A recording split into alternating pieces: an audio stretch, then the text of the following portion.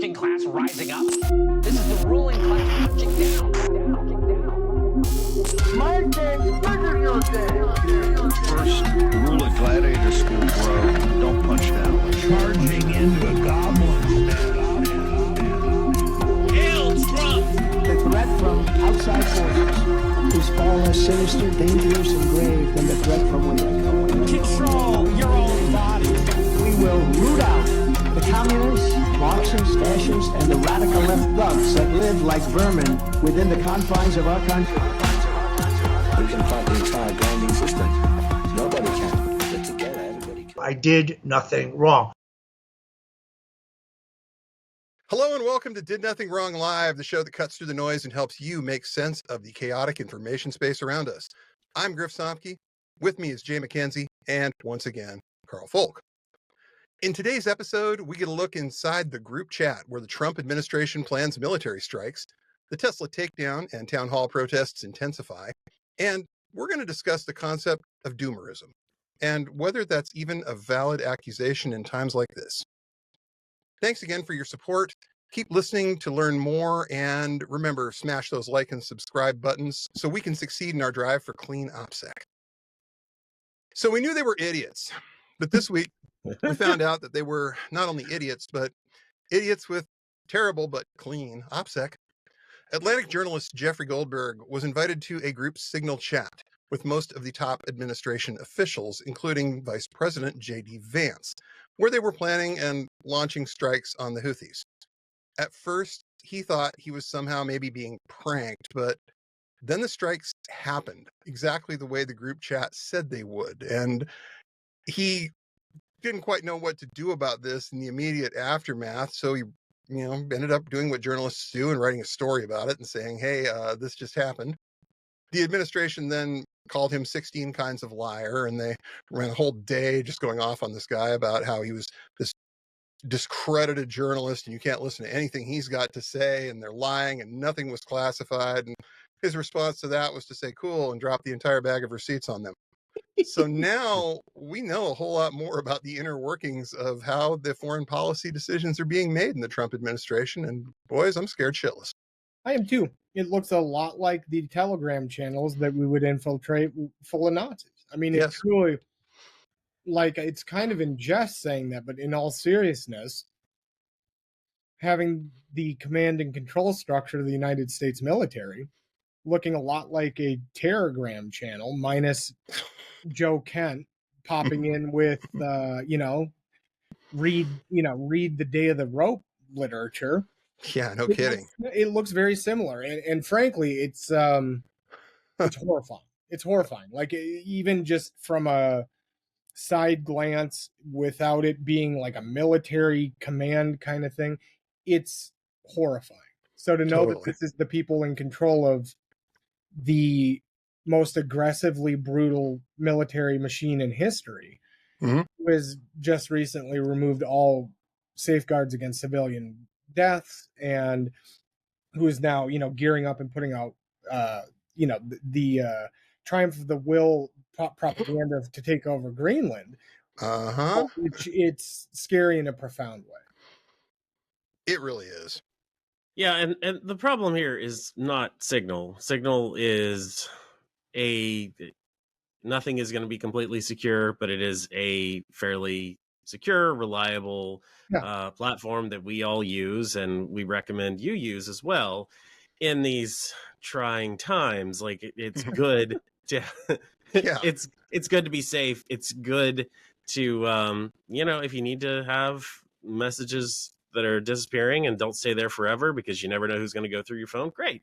But one, for the members of the government to be doing this, it's illegal. I know.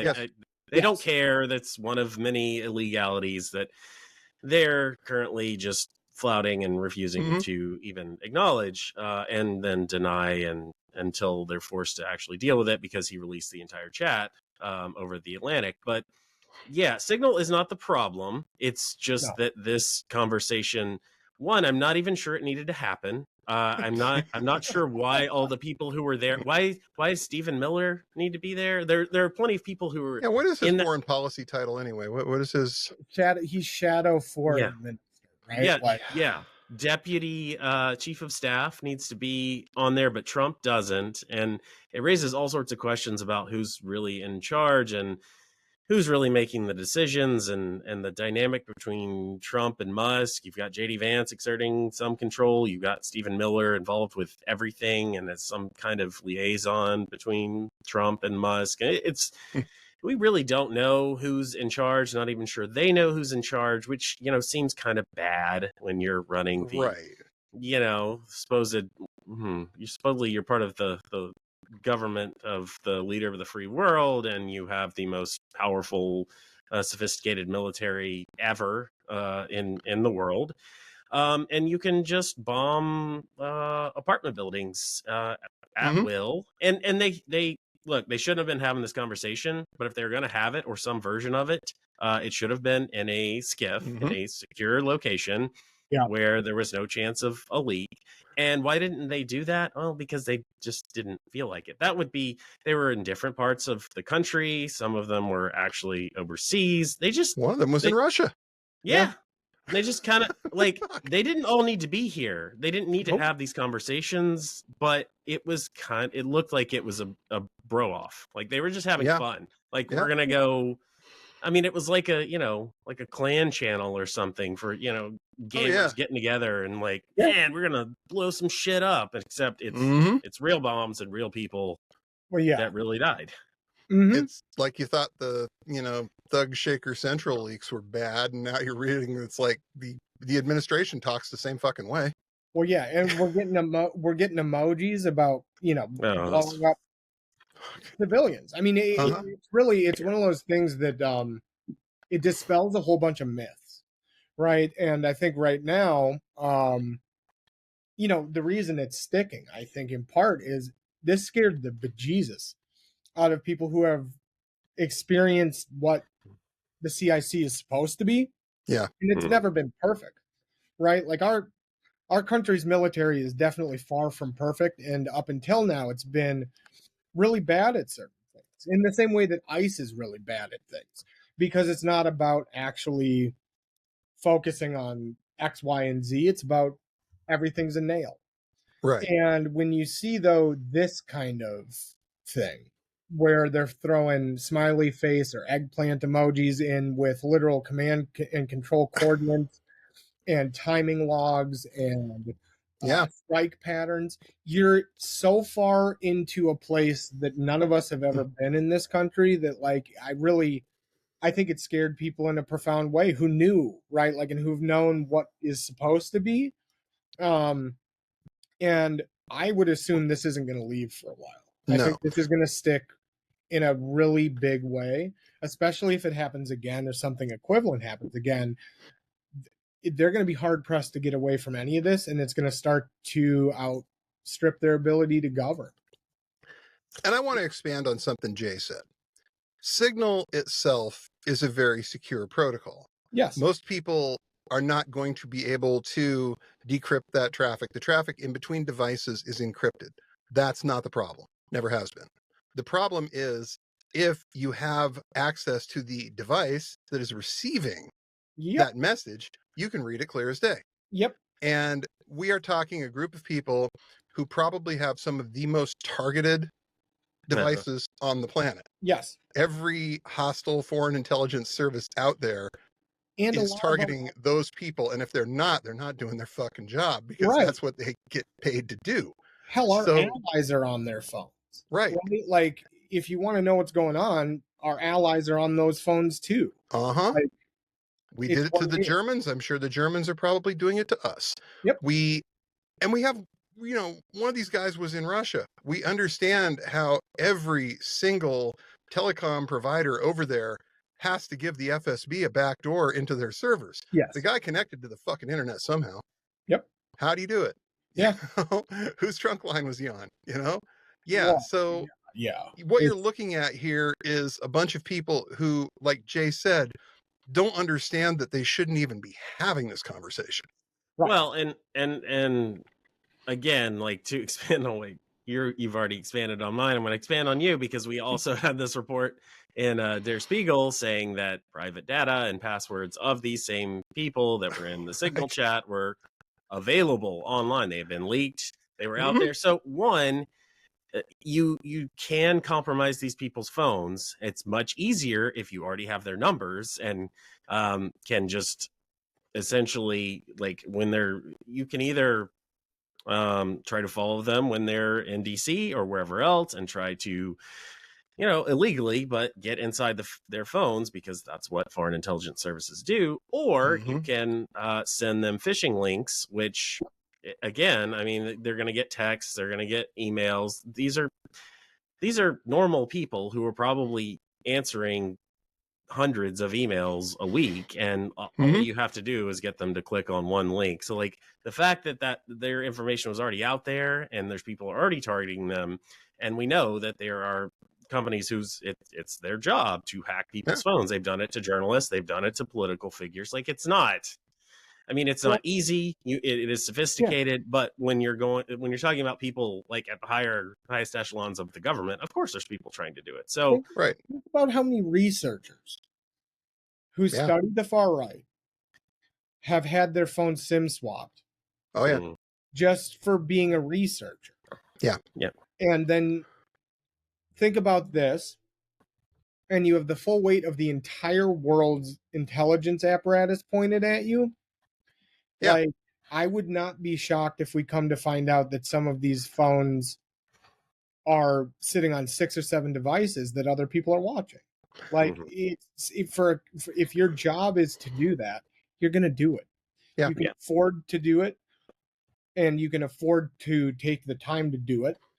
And it seems like because these people don't understand that other people are going to do it, that they've put themselves and every one of us in the entire U.S. military in a place where there's extremely heightened risk, right? Oh, yeah. I mean, if you've got the CIA director in a chat on a Signal device saying things, well, that phone now is compromised. Like, you just have to assume that phone is compromised. And what do you want to bet? These weren't even government devices. How many of these devices do you think were personal?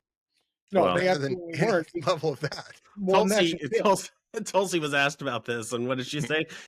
Was this a personal device or a government device? And she said she'd have to investigate that. Yeah, which means it's a personal device. And the other part is, like, if you're doing this where you're doing command and control military operations off of government property on personal phones, on personal devices, it means one thing.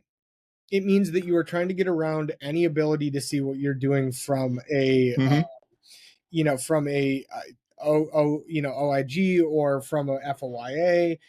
Respect. Like, this is literally a cover up, right? Like, I think that's the part that other people didn't key in on right away, but is really important. If they're doing this for military strikes, they're doing this to black bag students. They're doing it to arrange El Salvadorian super prison cells for green card holders. And it's all a way to avoid being held accountable down the road when this fails. And the Nazis burned paperwork when it became clear that the Allies and the Soviets were going to roll in, because they knew they were culpable. They knew they had recorded their crimes. And this, to me, seems very similar, where it's people covering their tracks for doing crimes against humanity and for doing war crimes. And if that's, if that's the way that we're going to look at it, which I think is the correct way, that means that they fully are in knowledge that they're not just breaking norms, they're breaking laws, both federally, internationally, and in other ways. And that's as scary or more scary than the security implications, in my opinion. Yeah. There's so many bad angles to this story. And, as we kind of talked about a little bit before we got started, one of the big principles that the military has always operated on is chain of command. There's always been a chain of command structure that stops at the end of the day with the commander-in-chief, who's the president of the United States of America. You, as an enlisted soldier, understand that your orders are coming from there. And you can look at that and say, well, they don't always come directly from that person, but there is a chain of accountability. Yes. up until now. Yep. Now we've got a group chat where we're not real clear if it's Stephen Miller giving the orders or Secretary of Defense Pete Hegseth or possibly JD Vance. We're really not 100% sure who they're listening to at this point. Yeah. And if you're an enlisted soldier and you have a question about whether it's, ethical to point the drone at an apartment building and take out an entire building to get to one guy, whether that's maybe a war crime or not, you are going to be the one on the hook for that Yeah. at this point. Yeah. And I mean, it's what we've seen with Israel's attacks on Gaza, right? And on Lebanon and in other places. Like, this follows a very similar track to what they've done over the last 2 years now, where it's hit the most egregious target you can because you can, lie about it, and force your military into a position where they've now crossed every one of the lines that you do as a professional or volunteer military. And it breaks every one of the precedents for post-war warfighting that we set up with the Geneva Convention, all of them, and certain other things. And I mean, this is a clear flouting of every norm and law that we've set up to protect civilians in 80 plus years. Yeah. There's so many angles on this that are just terrible, no matter how you look at it. No matter what, there's nothing good about this. No, this is there's nothing good here. This is the absence of goodness, right? Like, this is truly a look into a very dark hole.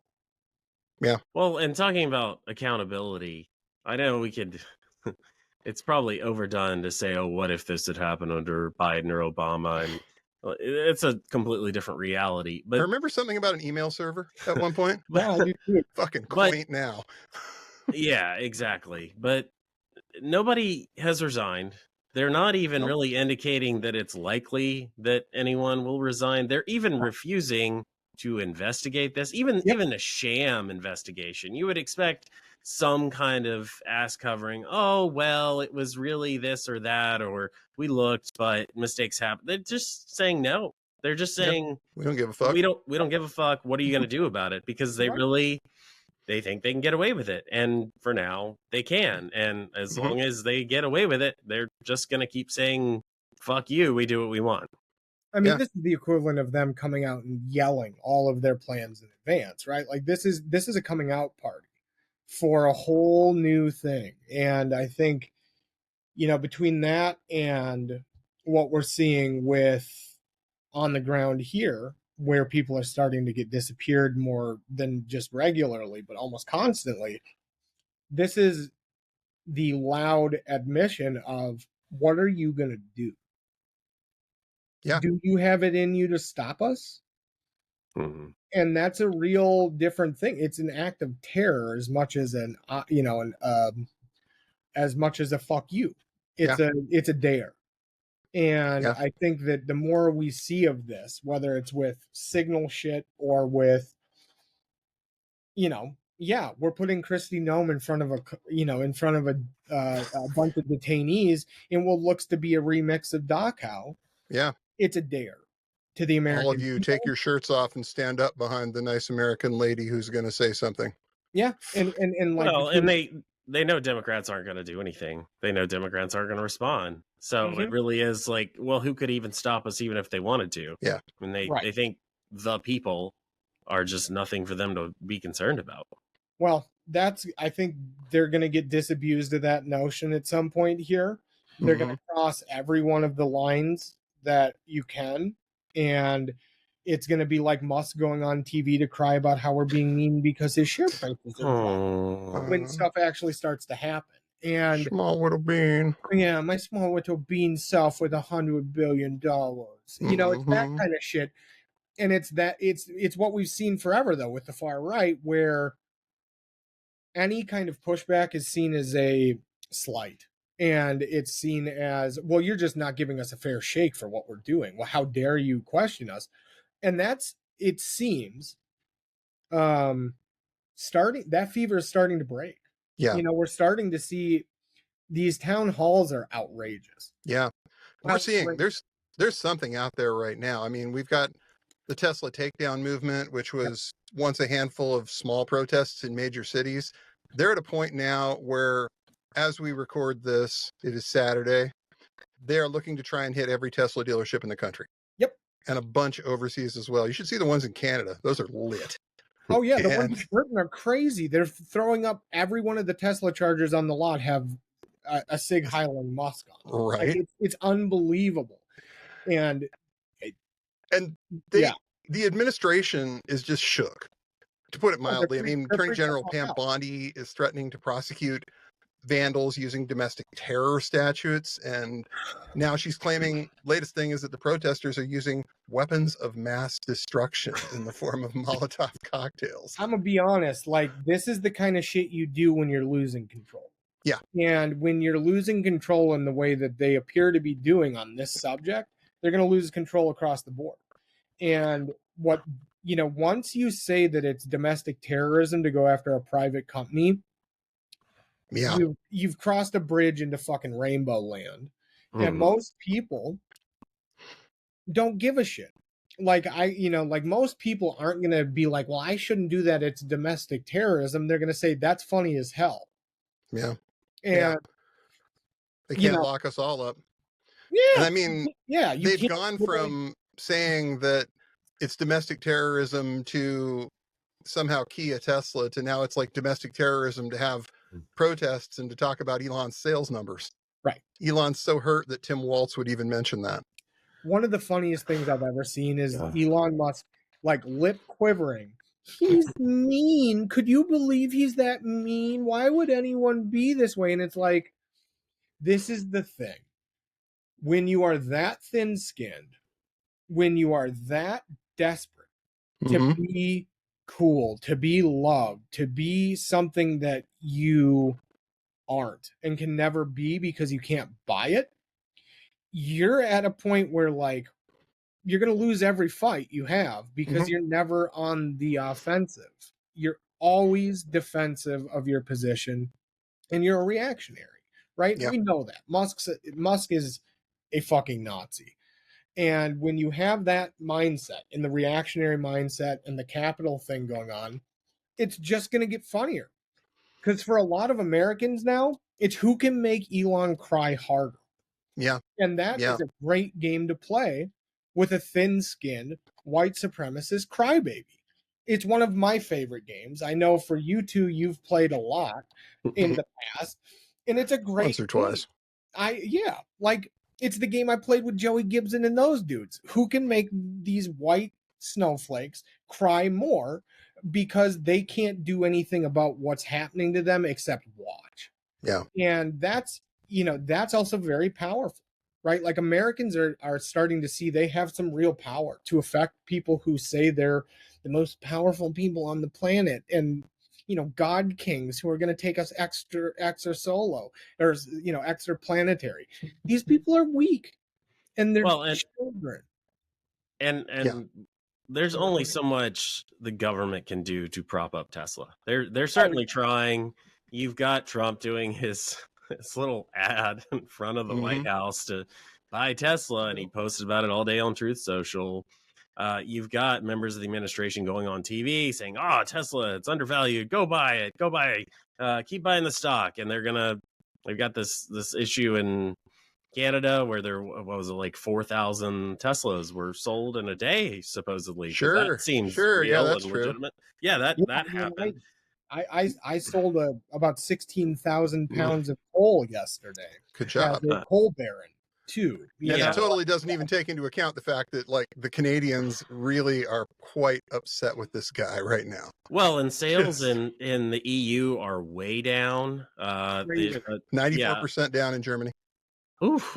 Yeah, I mean, you've got ministers of the Polish government saying there should be a complete boycott. Yeah, you've got, and people are pissed, and they should be.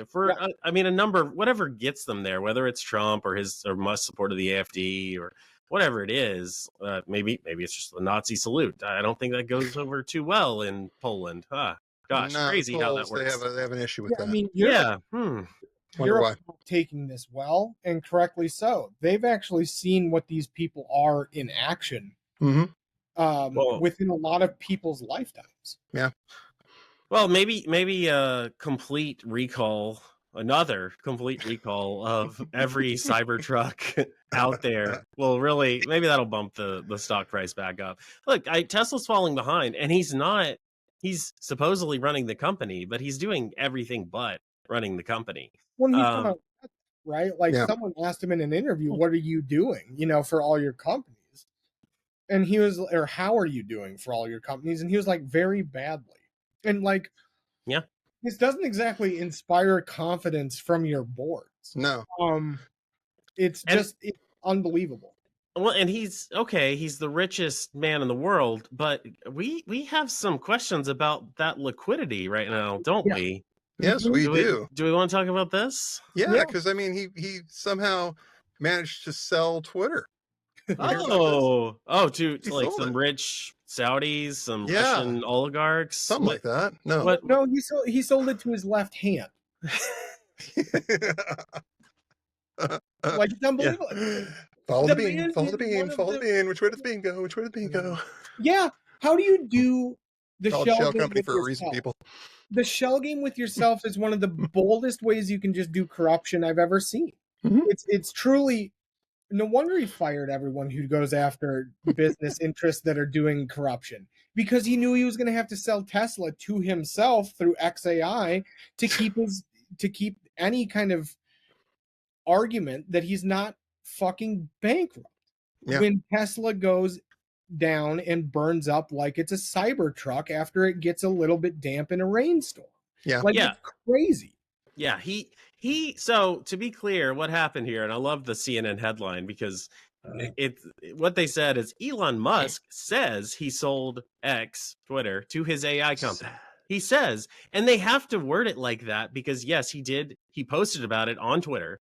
And this is a sale from a private company he owns to another private company that he owns. It's monopoly money. It's paid up. He says that Twitter is now valued at $45 billion, which just so happens to be $1 billion more than he paid for it, which absolutely no one would put the valuation there. He's lucky if he can get a valuation in double digits. Okay, his valuation that I saw most recently was like $8 billion, I think, for Twitter. And that sounds about right. This is a level of fraud and corruption that like truly can't be understated right now, and it's out in the open. It's being laundered by media, and it's also going to be one of the things that eventually, I think this is the kind of thing that's going to get Musk, because other countries where he has board members are going to realize they're getting robbed. Like, straight up robbed. Like, what is XAI? What is that? It's his AI company that he created 2 years ago because he's mad at Sam Altman and OpenAI, and he's jealous because he's mad that Sam Altman's machine won't spit out racist shit and won't sig heil like he does, and even Grok won't. Grok keeps calling him a fucking thief, a corrupt person, and that he's breaking the law. This dude can't even get AI he created to like him. Someone else. That's so mean. As hard as I fucking can. Right? I want machines to love me so much. I built an AI company, and my AI Nobody loves you, asshole. No one will. Yeah. But XAI that he says is valued at $80 billion, which who knows? Who knows? I don't know. That rock over there, I say it's worth $500,000. I mean, it's just like it literally is picking a number worth $1 billion. It's none of this is real. Like there are plenty of people who still say that AI is the future and it's going to take us a million places, and this is not a bubble. It's not a bubble. It's not fake and propped up on nothing. It is. But here's a machine bubble. Yes. I mean, it absolutely is. And we're going to get there, and we got to talk about that more. The people who know it's like the AI bubble is NFTs, but way worse. it's so much worse, and there's so much like institutional backing of it and belief by people who don't even understand it and don't care. They just need these venture capital firms need somewhere to put their money, and so AI is gonna work. It's gonna be fine. But look, yeah, AI's bullshit, but Elon Musk's AI company is the king of bullshit. Yes, it is. It is the overlord. Should be a big flashing sign on top of that one that says bullshit. Oh no, I mean, This is really, not real. And the- him going on Fox News and crying about Tesla being mean to me. At the same time, he does the sale of a private company he owns to a private company he owns. It tells you he's in trouble. Like, we don't know all the details and what exactly he's doing. Maybe some of those Doge cuts, that money they're saving, is going to Elon Musk or his buddies, or God only knows. But I mean, I'm sure they're talking about it in Signal, but they're also deleting those messages, so we don't know. Right. But it's piles of bullshit on top of piles of bullshit, and all of this it's not sustainable. Right. No, none of this is sustainable, and I think what we're going to start to see is, especially as Musk really does come unglued, and he's going to, because doing what we've done for this long, we know what it looks like when a white supremacist starts to actually get needled in a way that gets to them, and we're seeing it with him. He's going to rage quit. He's going to rage quit pretty soon. He's going to either rage quit, or he's going to get to a point where he's such a loose cannon that it literally will be impossible for the Trump administration to constrain him. Right. Yeah. And that's going to sink them both. Well, and this is where I think we're starting to see the rubber meet the road. Like, you look at the town halls. Yep. You look at the fact that Republican congresspeople are doing town halls. And I saw some footage from one in central Indiana. I believe it's Westfield, Indiana, which is one of the suburbs of Indianapolis. I went and looked. I was curious. And I found myself watching this and just being amazed that every time this woman tries to talk, she's getting chanted down with "do your job." Yeah. And then people start walking out. And one of the guys on the way out says, "Wouldn't stand too close to her. She's going to get hit by lightning, by God, for all of her lies." These are not people who probably had any experience in protest up until a month ago, if that. No. These people are normies. Yeah. They are fucking pissed. Well, yeah, and it's happening in deep red, deep red districts where, like, these people have been safe for a generation in some cases. And so I think, Adams County, Washington did not vote for Harris. It was a 70% Trump area. Yeah. And he's getting killed at his town meetings, metaphorically. Yeah, no, I mean, that's the thing. Like, this is so deeply unpopular that, like, I've been telling people online, like, if you're a progressive or a leftist, go to these meetings, not to disrupt them, but literally to go start picking up strays who are leaving. Because you have film it yourself. Right now, we have a real interesting position where people are truly mad. They truly are starting to get it in a fundamental way, that this is not just a political problem. It's the wealthy and the white supremacists are kicking you in the teeth repeatedly, and we have to do something different. When I see some of the Republicans crying that they're not being given a fair shake at their own town halls by their own constituents that voted in the Tea Party in some cases, that tells me that there's an inroad there that's going to be more powerful than anyone understands yet. And we're seeing it, right? Like AOC and Bernie, all the problems with Bernie aside, he's showing a direction. And someone like AOC is picking up that compass and walking with it. Right. And this fight against the oligarchy is incredibly powerful, in the same way the Tesla takedown is, because people want to stick it to the wealthy who are fucking them over. And this is a great way to do it. So I think it's going to be really interesting to see come July what this looks like, and what happens now after next week's what's going on now in Wisconsin with Musk. I'm doing his damnedest to buy a Supreme Court justice race over there. Yeah. That give you $1 million if you vote for my guy. Yeah, if he loses that. in Wisconsin, after doing what he's done now, including walking right up to the I'm going to do crimes in public Yeah. to make sure that my people win. Well, these people are going to start shitting brick walls, not individual bricks, the entire goddamn wall, because this thing is bigger than they are. It's bigger than MAGA. It's more real than MAGA's ever been. And it's based on the same grievance structure that they weaponized and Yeah. Koch Industries fucking turned into the Tea Party, which started this. And if we get to a populist streak that isn't billionaire led, but is in fact against the billionaires, God help both parties, because there's nothing coming to stop it. Right. And that's the other thing. The Democrats, I think, have had their chance to get ahead of this Oh, they're done. and to be leading this movement. It's over. They're not. Nope. They can say what they want about paid agitators. Cool. Who's paying them? Yeah. Well, and here's what I'd say too. Like you could say, okay, these really deep red Trump districts, right? 70% voted Trump. Even if everybody on these videos at these town halls is a Democrat and a Democrat from that district, fine. Maybe they are. Maybe I don't think they are. But let's say they are. Where are the counter protesters? Like if you get a group of white supremacists, of Nazis, of Patriot Front out anywhere, the counter protesters usually outnumber them by at least 10 to 1. Oh, yeah. And even if this is all Democrats that are coming here to harass these poor Republicans who just want to talk to their constituents, where are the Republicans who are shouting them down? Where are they? Why aren't they showing up? Is it because they also think this is some bullshit? Like either they are not okay with it, or they're not willing.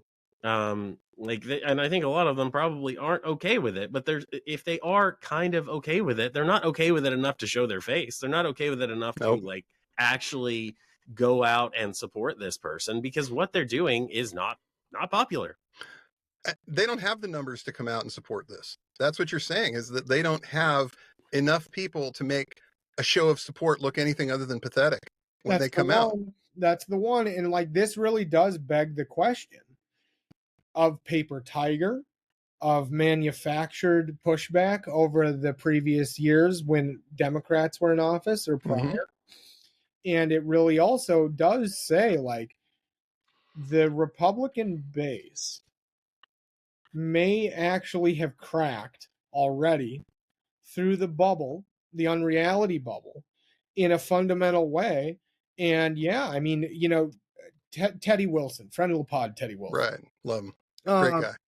You know, he's doing the Lord's work right now, watching to see who's, you know, we're going to come out and protect Tesla dealerships because we need to protect our little friend Elon Musk. Mm-hmm. And like bootlickers for billionaires. Oh God, that's great. You know, all the Proud Boys are coming out to protect Teslas. Well, that's actually kind of interesting, both because there'll be 6 fucking Proud Boys, and there'll be like 3%ers looking like they're going into friggin', you know, into the front line in Ukraine against the Ukrainians. All their tactical gear. You know, and that's just not the optics these people are used to, right? Like, I think the thing that's become very apparent, they don't know what to do when the optics don't work for them, and when people aren't manufacturing an optical illusion that they can use.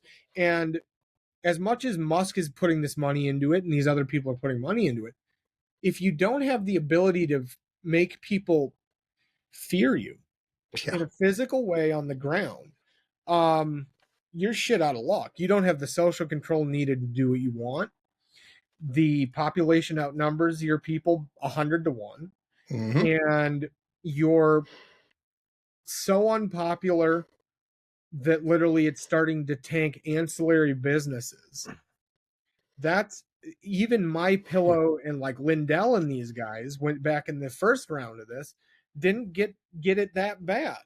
And so that says something really different has started to happen, and that it's not, this isn't this might be the first time we've ever seen since 2008 a truly populist, truly popular, and truly across demographics pushback against not just the government, but the way that we do governance, and the way that we do economics, and the way we do all of this. And I think that is going to be a bigger deal than people understand, when push comes to shove a year from now, or 6 months from now, or 4 hours from now, because the protests today in the worldwide takeover event are huge. I'm looking right now at San Francisco.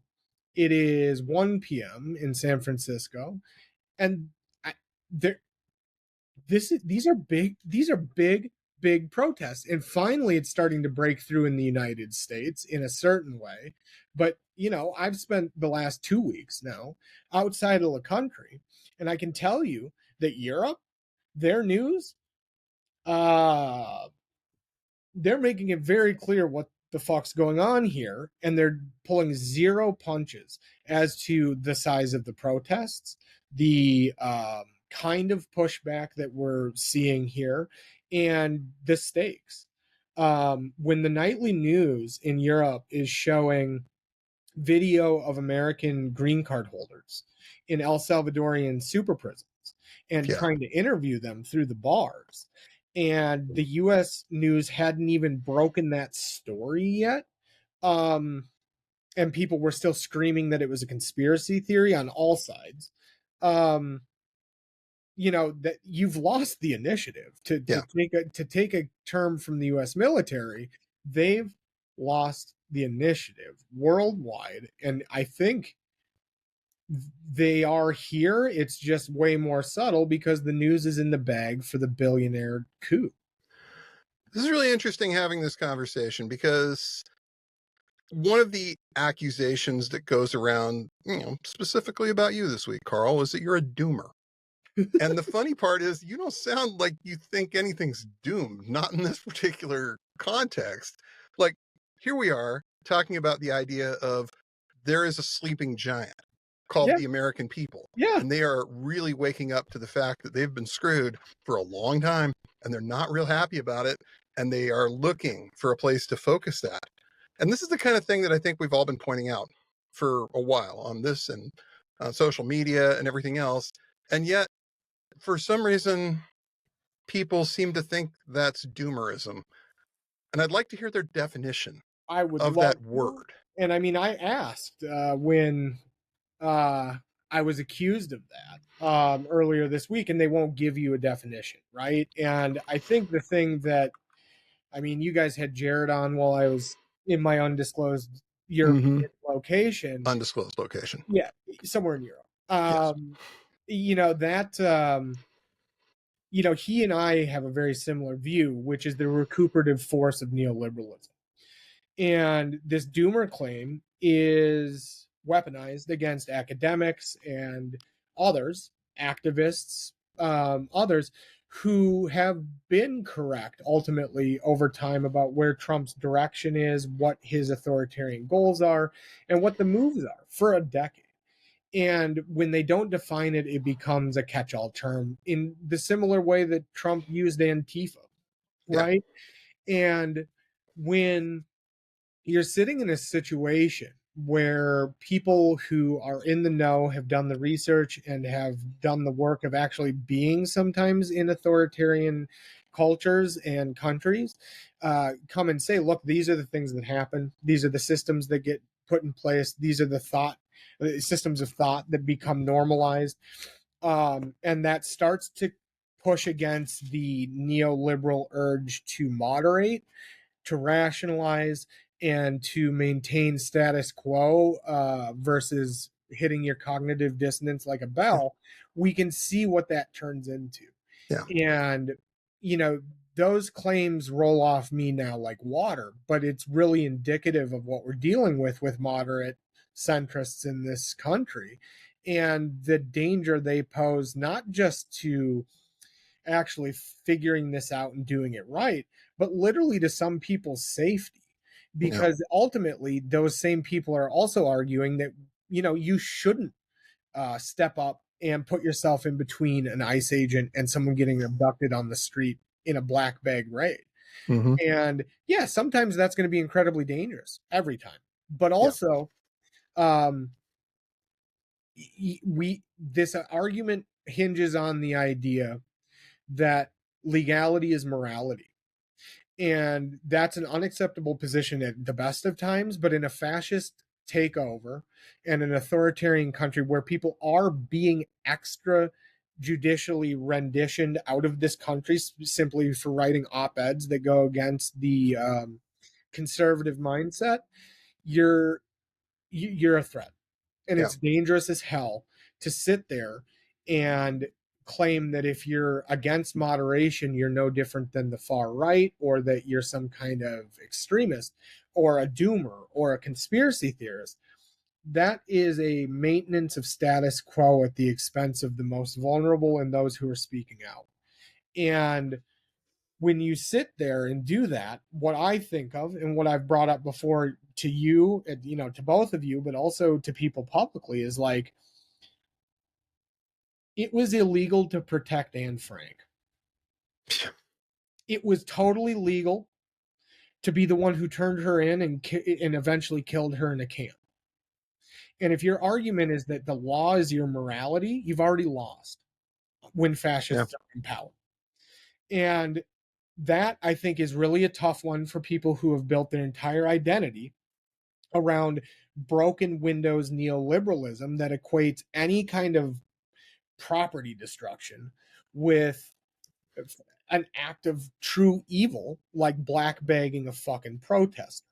And these claims of doomerism are meant to neuter that and to put them in a position where they're not going to feel the cognitive dissonance hurting them. And, it's our duty to protect one another, to protect the most at risk, and to break that fucking cognitive dissonance wide open. Yeah. Because you know what? If you're going to be a white moderate and stand in the way of a fascist dictatorship that's now effectively black bagging protesters for the simple crime of writing an op-ed or speaking out against genocide, well, that puts you in a very specific position next to them. Yeah. And what we've seen is at the end of these things, whenever that is, whether that is in 4 years, whether that's in 10, whenever it is, those people get treated the same way as the ones pulling the trigger or putting people in a shower stall. Yeah, and just following orders ain't going to cut it, man. Exactly. We literally created entire sections of international law to deal with the people who say, well, these two things are the same. Yeah. Yeah. Yeah. And I think honestly there's a time for moderation. Absolutely. There's definitely a time for trying to find common ground with somebody on the other side. And unfortunately, we are not in those times. That was 45 years ago at the best. We are simply not in those times. We have a group on the other side that is acting in an extremist manner per almost anybody's definition, at which point, what do you do? Moderation is not what is going to fix this. No. At this point. And I think that, like you said, there's a lot of people that are having a really hard time accepting that this is how it is now. Yeah. And here's the thing. I can see where some of this stuff was valid during the first Trump administration. This is going to get me in trouble.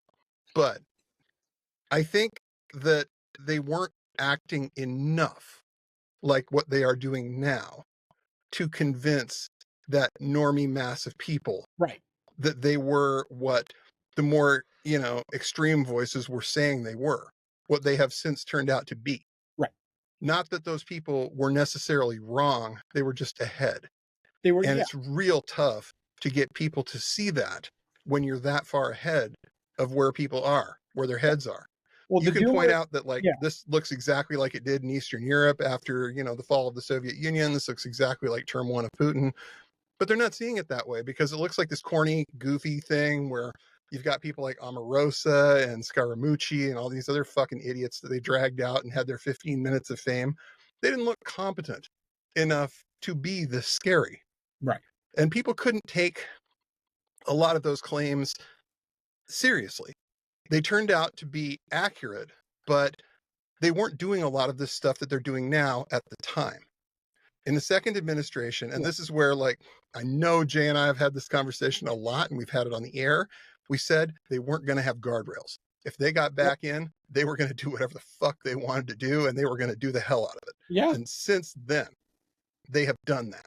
Yeah. Now you can point to these actions, and even the slowest of the neoliberals have to look at this and say, yeah, this is what we're looking at now. So if you're still holding on to that thing, if you you're think it's still 2017? If you're still holding on to, we just have to lay back and take it until the midterms. We just gotta, just hang in there, guys. Just hold on. I don't know. To me, like the doomerism now, I think part of this is everybody has a different idea of what that word means, but like Well, I think it's a doomer idea to just say, oh, just don't do anything. Like, oh, what can we even do? Let's just wait until we can vote them out. And it's like, have you seen like the last week we had this new executive order that is trying to, and it's going to be fought out in the courts about voter ID laws and and what you're going to have to do to vote. Look, I voted in a city council election, I mean, a few weeks ago, and it's like you have to check in with 3 different people, and you have to show them your driver's license and verify your address, and it's not like a simple little thing where you just show up and say, hey, that's me, and then you just sign something and you're done. Like, it's already kind of a pain in the ass. I mean, fine, I'm going to do it and whatever, but they're making it worse. They're making it harder, and who's it going to hurt? Well, the people who already have a hard time getting to the voting booths, who already are going to struggle to get off work and actually have their voice be heard. That's the whole point of this. Like, and they're just going to keep chipping away at that stuff. So yeah, to me, being a doomer in 2017 or 2016 was saying Trump and Hillary, there's no difference. It doesn't matter. Don't vote for anyone. That was doomerism then. Doomerism now to me is like, okay, guys, let's go fundraise and let's go find some good candidates, and we'll just vote them out. We'll just vote them out. These is donating to Hakeem Jeffries. Well, and I think one of the things that I think everyone will find interesting, if they don't know, is like the term doomer was literally coined to talk about people who were saying that climate, if we didn't do X, Y, or Z about climate change, we would end the planet. And what's really interesting is like, when you have that, and then you have the other part, which is it was popularized by 4chan.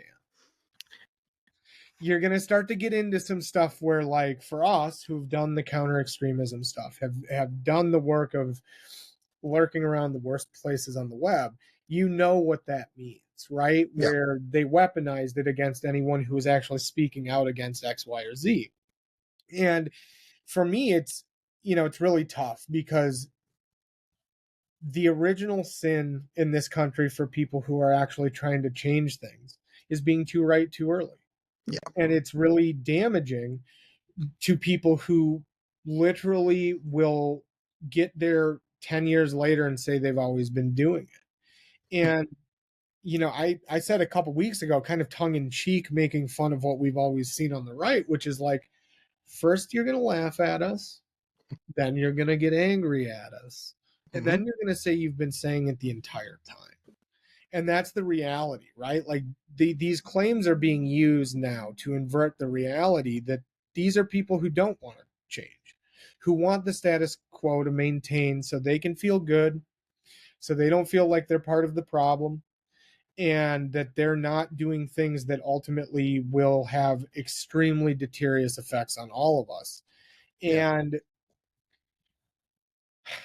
white moderates need to chill the fuck out, and they've needed to since the civil rights movement, but like this is getting to a point where like they are going to nuke their ability to have any kind of conversation, which puts them at risk for further radicalization. And we've talked about it on this show, both on this specific show and on Did Nothing Wrong. That's a trajectory we're seeing still, and I think it's related to that argument that anyone pointing out how bad this is and where it goes is a doomer. It's a radicalization that tries to put people in a position to keep them from having to do material change. Well, Karl, things might be bad, but the economy's not doing that bad. The stock market still looks pretty good. My 401k is, it's still hanging in there. As long as that keeps being fine. I mean, what's really the harm in all of this? I mean, it's hurting Yeah. me. Yeah, your So body- maybe you should stop overreacting. Exactly, right? Maybe I should. You're right. But also, I kind of want to see your stocks light on fire. An alchemist. Yes, Humor, how could you? I'll take the anarchist label all day because I'm it's this true. close to the beach house. You bastard. Oh, you can't eat? Oh, you have to cut your pills? Oh, Uh-huh. Man, Uh-huh. your insulin's making it so you can't buy food. Well, that sounds like it's going to solve itself, I guess, right? Yeah, I mean, if God didn't want you to have diabetes, then why do you have it?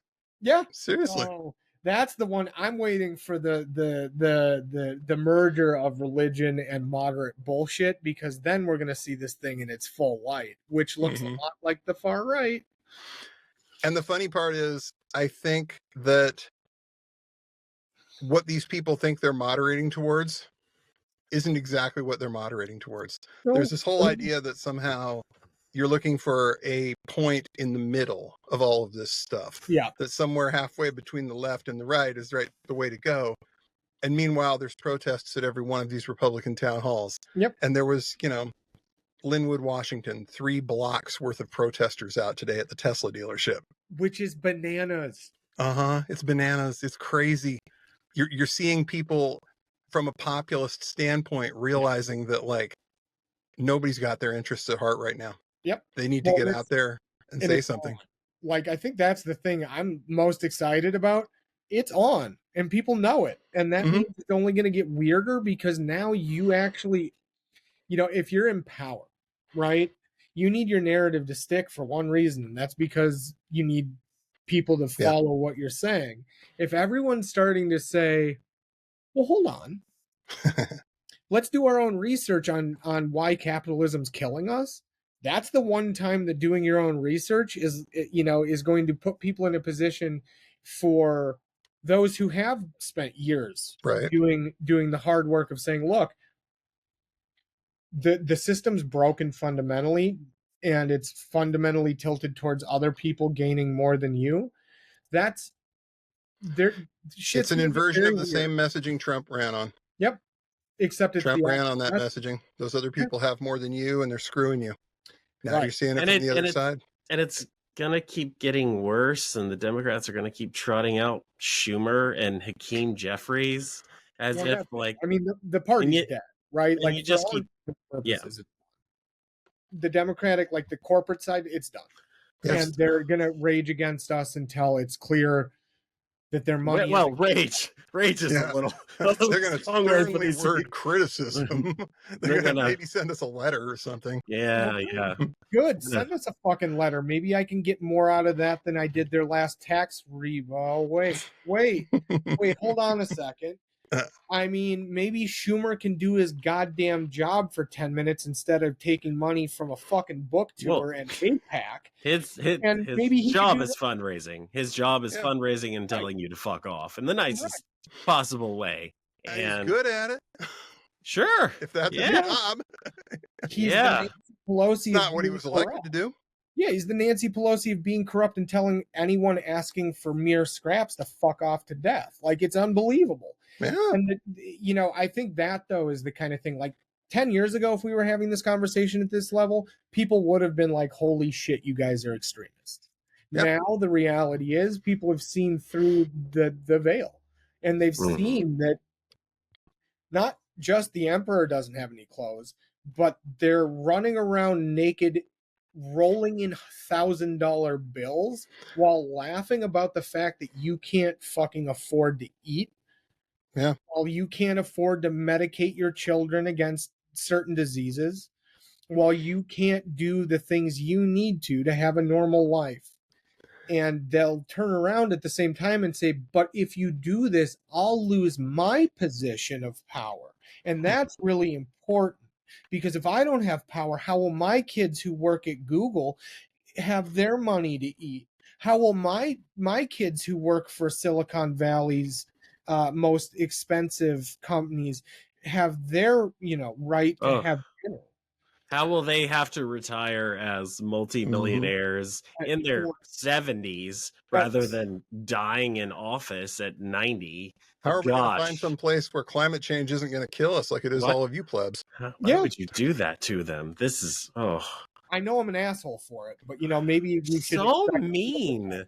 Seriously, I think you're gonna make them join Elon Musk's support group. I mean, to be fair, I actually do think we're gonna see a little bit of the deflection like we've seen with Fetterman and with Gallegos going after fucking Mark Andreessen and all these people. I think we're gonna start to see some real defectors to the right because the left's so mean to us. Yeah, they didn't leave me. I didn't leave them. They left me. Yeah. We'll hear that. Yeah, they're too extreme. They left the party. Well, I think what we're going to see, and not just because of climate change, to borrow a phrase from another era, is that it's going to be a really long, hot summer. Oh God, yeah. No, this is. I do have a feeling like 2020 is going to seem rather fucking tame in certain ways because this really has the shape and the kindling for something that's truly not just like. It's tough. The reality is 2020, there were a lot of people against what was going on purely because they thought the cops were right. This has a different tone. This has a different view. And people who normally might be opposed to someone, going out and saying, look, this is a horribly racist thing that happened, are going to have a different view of this. And for better or worse, that's going to change the dynamic.